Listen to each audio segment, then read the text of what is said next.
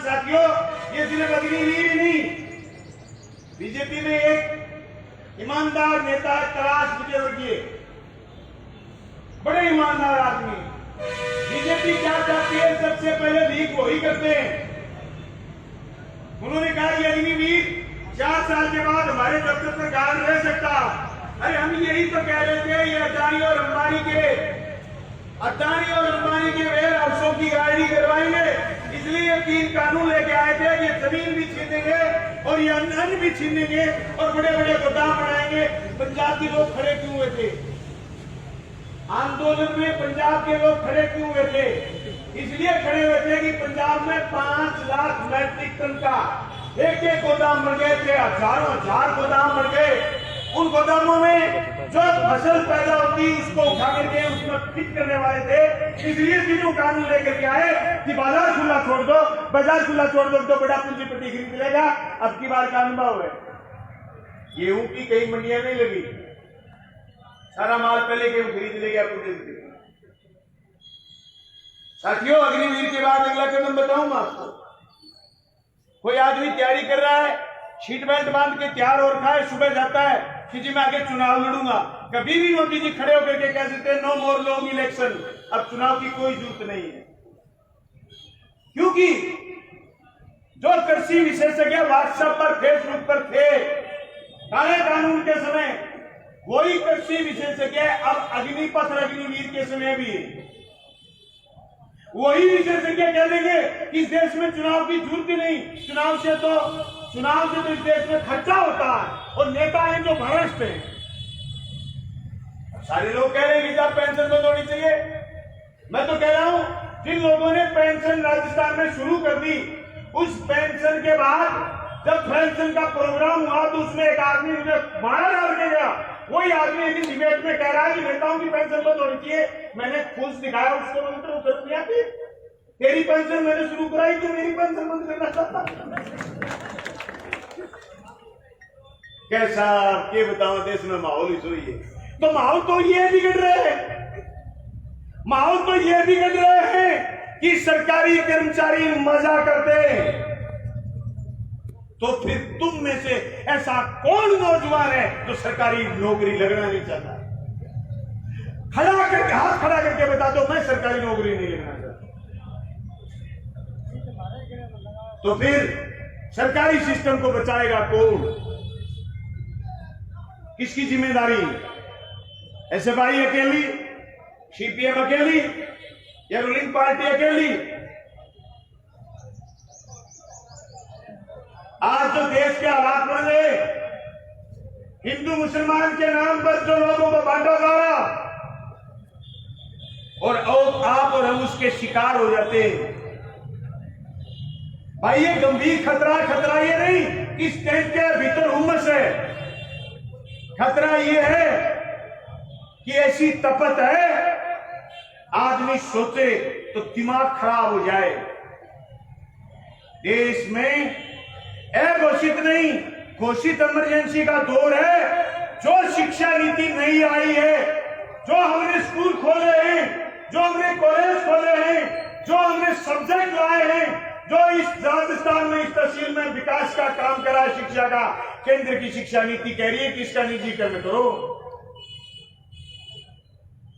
उसके खिलाफ लड़ाई मजबूत करने के लिए गांव गांव से नौजवान इकट्ठा करना है। शहीद आजम भगत सिंह ने कहा था कि देश आजाद भी हो जाएगा, गोरे चले जाएंगे, काले आ जाएंगे और फिर कंपनियों के पक्ष की नीतियां बनाएंगे। जब भी कंपनियों के पक्ष की नीतियां बनी है, चाहे राज किसी पार्टी का रहा, देश की जनता ने विद्रोह किया, उस विद्रोह को डिस्टर्ब करने के लिए भी लोग आएंगे। हमारे यहां भी कुछ घूम रहे हैं कि कैसे इन आंदोलनों को कमजोर करा जाए। शक्ल बदल के, चेहरे बदल के, खान दूसरी पहन के लोग आए। जब ये नहीं कह सकते अग्निवीर अग्निपथ में क्या कहें, क्योंकि अग्निपथ और अग्निवीर ऐसी योजना है जिससे देश की सेना पर बीजेपी और आरएसएस कब्जा करना चाहती है। इतनी भयंकर बेरोजगारी है कि एक 1500 पद के लिए गुजरात में 35 लाख फार्म आए, राजस्थान में पटवारी के लिए 17.5 लाख फार्म आए।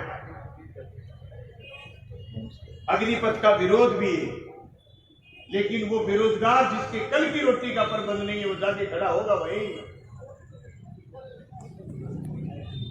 हम गांव उलझे हुए हैं, गांव में, गुआंड में, तहसील में, जिले में, राजस्थान में देश नीतियां बना रहा है वो जनता के पक्ष की नहीं है।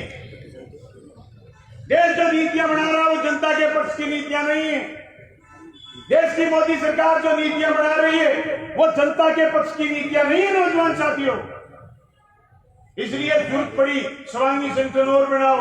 अरे ऐसे ऐसे 400 से ऊपर 750 तक संख्या में भाजपा और आरएसएस के देश में जनता को गुमराह करके, पूरे देश में जनता को गुमराह करके एक ही काम करते हैं, अदानी और अंबानी, जिसकी 2012 में सिर्फ 10 साल पहले राजस्थान के नहीं हिंदुस्तान के किसी बैंक ने ऋण देने से इनकार कर दिया था, आज वो एशिया के 1 नंबर के पूंजीपति। अगर इन बातों का हमारे शरीर से, हमारी तबीयत से, हमारे गांव देहात से कोई लेना देना नहीं तो हम गलतफहमी के शिकार हैं। अगर इन नीतियों से हमें कोई फर्क नहीं पड़ता तो मैं कहना चाहता हूं उन नौजवानों से जो सारे दिन भर्तियों की मांग करते हैं, उनसे कहना चाहता हूं कि केंद्र ने सब कुछ बाइंड अप कर दिया, बंद कर दिया, सब कुछ बंद कर दिया। एक फौज थी जो किसान और मजदूर के बेटे को रोजगार देती थी और उसमें भावना थी, वो तैयारी करता था। उसके बाद कोचिंग संस्थानों में जाने के पैसे नहीं थे, उसके बाद खेत था, खलियान था, गांव की उड़ार थी, गांव की बाहर की स्कूल की बाउंड्री थी, वहां जाकर के वो तैयारी करता था, वही उसका कोचिंग संस्थान। उसमें जाने के लायक नहीं बचा। और कैसे बेशर्मी के साथ आनंद महिंद्रा कह रहा, कैसी बेशर्मी के साथ अदानी और अंबानी के लोग कह रहे हैं कि हम अग्निवीरों को 4 साल के बाद गार्ड रखने के लिए मौका देंगे। तो मैं समझता हूं क्या मैं उन लोगों की आईडी चेक करूं जो 2019 के चुनाव, लोकसभा चुनाव से पहले लिखते थे मैं भी चौकीदार, मैं भी चौकीदार, मैं भी चौकीदार। उनकी आईडी चेक करो यार। बुला रहे हैं उधर आनंद महिंद्रा जी, उधर बुला रहे हैं अदानी और अंबानी, क्या ये बढ़िया चौकीदार। देश का किसान लड़ा, 1 साल 750 लोग कुर्बान हुए, 1 साल लंबी लड़ाई, उबाऊ थकाऊ, टेंट टूट गए, आंधी तूफान, गर्जना, मेघ, बिजली, हाथों हाथ वहां से एक जवान का चला जाना, एक बुजुर्ग किसान का चला जाना, वहां से बॉडी निकल के जाना, गांव में जाना। लेकिन किसान का हौसला ऐसा था कि किसी ने उफ तक नहीं करी। तब काले कानून वापस हुए थे। आगजनी करने से, तोड़फोड़ करने से आंदोलन जो दूसरे दिन उभरा था वो 5वें दिन दफन हो गया। ये लंबी लड़ाई है मोदी राज के खिलाफ, ये लंबी लड़ाई है निजीकरण के खिलाफ, ये लंबी लड़ाई है नीतियों के खिलाफ जो नीतियां हमारे जल जंगल जमीन छीनना चाहती। वो नीतियां सिर्फ और सिर्फ भाजपा के चेहरे में नहीं, वो नीतियां दूसरे स्वांगी संगठनों के चेहरों से आती।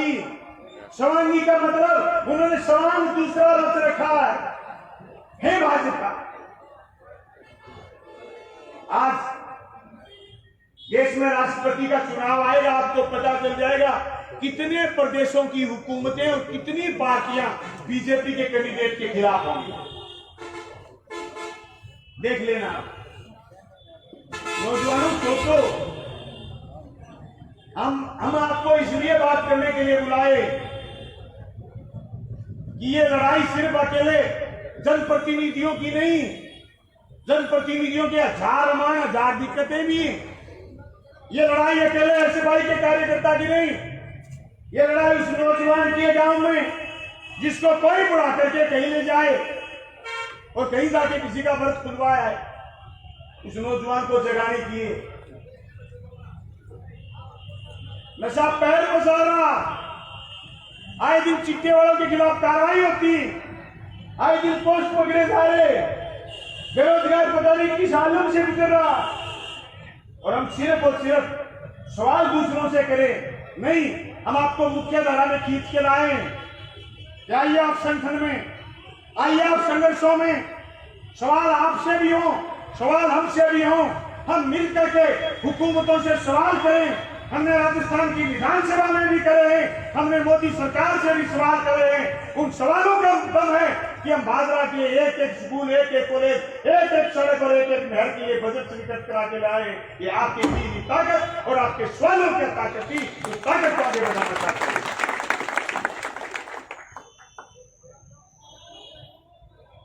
जब भी जयपुर गया हूं, चाहे 4 दिन के लिए गया, चाहे 5 दिन के लिए गया, मेरी जाने की तारीख और मेरी वापिस आने की तारीख में आप पूरी 4 साल में कभी भी ऐसा मौका नहीं देखोगे। चाहे मैं कोरोना के समय गया, इस तस्वीर के लिए कुछ न कुछ लेके ना आया। अब की बार गया ITI कॉलेज के 10.5 करोड़, पिछली बार गया जोगिवाड़ा कॉलेज के 4.5 करोड़, एग्रीकल्चर कॉलेज के।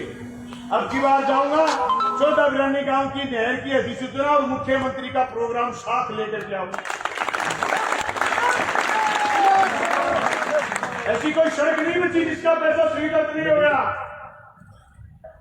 ऐसी कोई सड़क नहीं बची। गांव की सड़क बची है, दावे के साथ कह रहा हूं नौजवानों, 6 महीने के बाद निरुत्तर नहीं रहने दूंगा।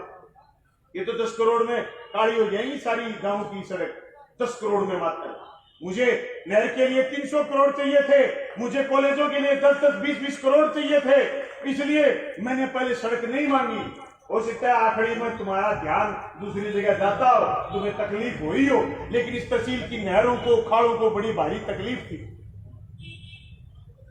मैं नौजवान साथियों से कहना चाहता हूं, इस चौक में माइक में, इस विधानसभा में माइक में वही लोग बोल सकते हैं जो लोग यहां बात करें वही बात वहीं करें। नहीं, लंबे समय विधानसभा का माइक कोई पकड़ने नहीं देते। मैं पहली बार गया हूं, 60 बार गए हुए विधायक को रोक देता हूं, समझा झूठ बोल रहा है तू, मेरे को भी तो किसी ने नहीं रोका। अभी थोड़े दिन पहले राज्यसभा का चुनाव हुआ, ये तो जी न्यूज सारे दिन नफरत फैलाता, जिसने किसान आंदोलन में ऐसी बेइज्जती करी किसान की, हमारी शहादत को बिसराया उस बेईमान के चैनल ने। वो आया जैसे हरियाणा में बन गया था राज्यसभा का मेंबर, राजस्थान में भी आया। ये राजस्थान की मिट्टी का गौरव है, ये भादरा की मिट्टी का गौरव है।